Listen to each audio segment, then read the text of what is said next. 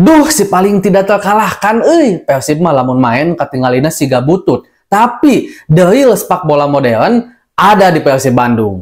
Mari kita bahas dari sudut pandang penikmat sepak bola, bukan pengamat sepak bola. Dari Sabang sampai Merauke, Kediri sampai Bandung, kita bersaudara. Bobotoh salam dunia dimanapun kalian berada, malam ini cukup bisa tidur nyenyak karena Persib Bandung akhirnya berhasil mendapatkan 3 poin. Ada peningkatan dari segi permainan, ada juga mungkin penurunan ya, plus minus lah. Tapi jika dilihat secara keseluruhan, Persib selalu berbenah dan saya harus acungi jempol, Coach Bojan Hodak itu the real pelatih terbaik. Sangat layak mendapatkan nominasi, bukan nominasi ya, tapi udah jadi pelatih terbaik di musim kemarin. Cuman ya pemain terbaik aja yang nggak berhasil kita boyong kemarin, walaupun di hati kita tetap pemain terbaik di Liga sesungguhnya adalah Ciro Alves. Kenapa saya bisa bilang Bojan Hodak adalah pelatih terbaik? Yang pertama, Bojan itu tidak memaksakan mencari pemain sesuai dengan apa yang dia inginkan.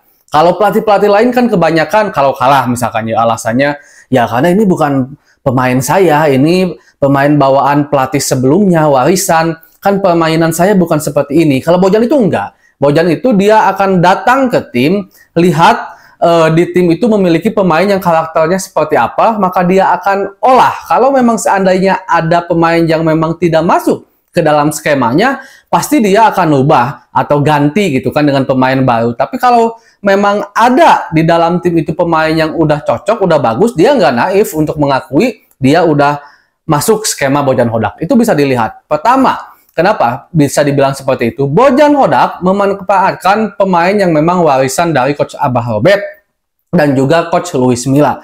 Coach Bojan bilang, kenapa permainan kita pragmatis? Alasannya cuma satu, karena Persib Bandung memiliki pemain-pemain yang bisa menerapkan permainan sepak bola pragmatis atau counter attack cepat. Kita di lini tengah waktu itu punya Stefano, punya Marklock gitu kan, punya Beckham Putra, punya Deddy Kousnandar yang malam ini permainannya anggaplah pokoknya masih gak Toni Kroos.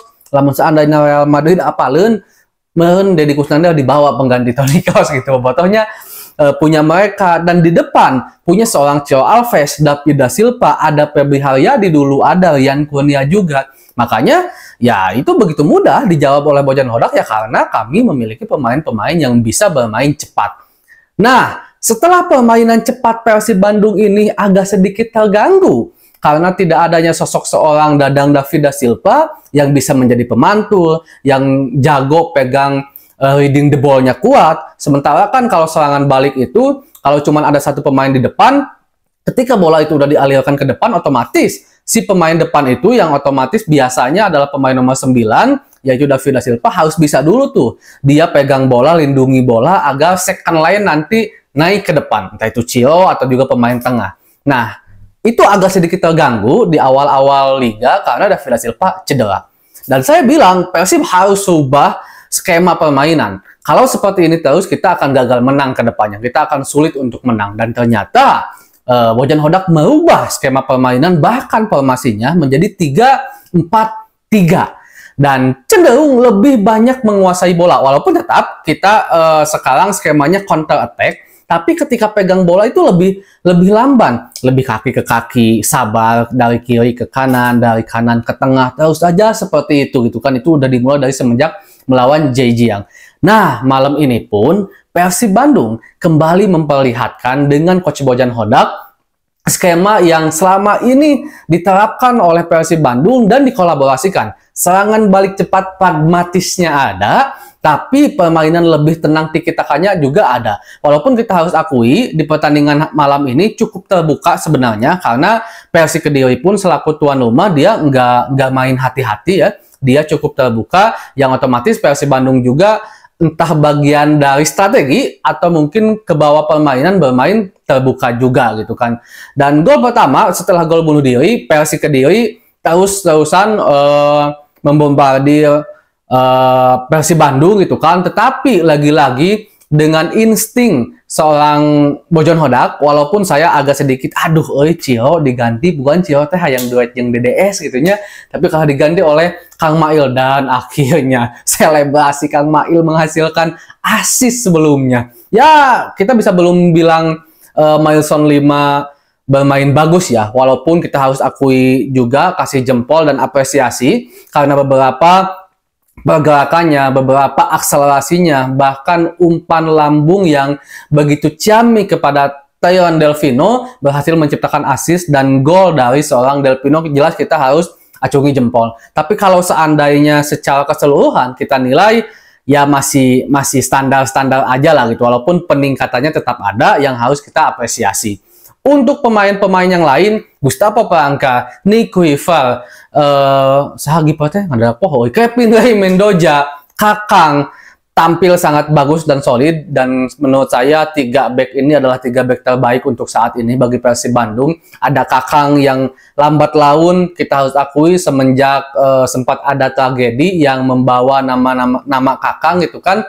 Kakang tambah dewasa permainannya. Dia justru malah menunjukkan dia nggak down dengan begitu kerasnya cibiran-cibiran tekanan dari luar lapangan, tapi Kakang justru malah memperlihatkan permainan yang lebih baik, lebih dewasa, dan sekarang bagi saya Kakang bukan lagi pelengkap sebagai pemain yang di bawah U21 yang bisa dimainkan, tapi Kakang udah layak menjadi pemain inti. Nico Ival dengan ketenangannya, Gustavo Polanco dengan ketenangannya juga, Kevin Ray Mendoza kuat bagus juga, Edo tampil bagus, Hen ya apa ya standar lah gitu, bagus enggak tapi jelek juga enggak. Menurut saya cukup lah, karena memang Hen ini kalau kita akui dari dulu tipe permainannya adalah tipe permainan yang sangat jago bertahan. Kalau untuk menyerang tuh agak sedikit kurang bagus lah Hen. Tapi kalau bertahan dari zaman musim kemarin ketika Persib juara, Bali, Ebel Besa itu benar-benar dikantongin gitu. Bahkan di pertandingan terakhir saat melawan Persebaya,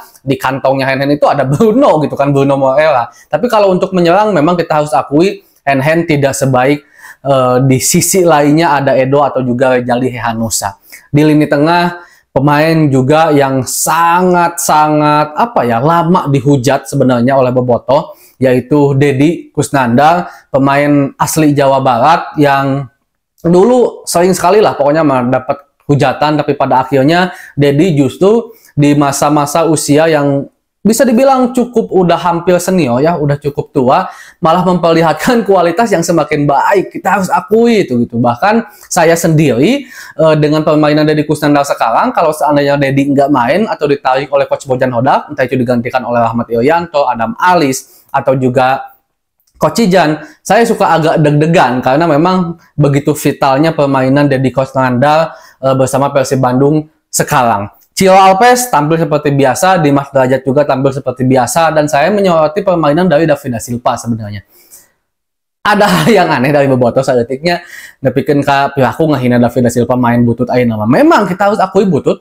Saya juga mengakui David da Silva permainannya malam ini jelek, tapi jelek ini bukan tanpa alasan. David da Silva baru pulih. Dia mengakui juga kalau performanya atau kondisinya sekarang belum 100%. Kelihatan dari segi permainan David da Silva larinya belum cepat, duelnya juga masih kaku atau masih takut, masih ada yang tertahan, nggak lepas lah gitu. Tapi ya ini harus DDR dibawa ke Persik Kediri seperti yang saya bahas di konten saya sebelumnya. David da Silva udah harus mulai dipanaskan. Kenapa? Agar mentalitasnya mulai tumbuh, agar ritme permainannya mulai terbentuk lagi, agar dia terbagegeg deui mainna, fisikna, juga larina, spin-spin kecil, nah tendangannya udah bisa mulai menyatu lagi dengan David da Silva, sehingga di pertandingan-pertandingan selanjutnya David udah benar-benar siap menjadi predator Persib Bandung lagi. Kalau untuk malam ini kita harus akui David belum maksimal karena kelihatan lah gitu, kelihatan banget David masih banyak yang ditahan,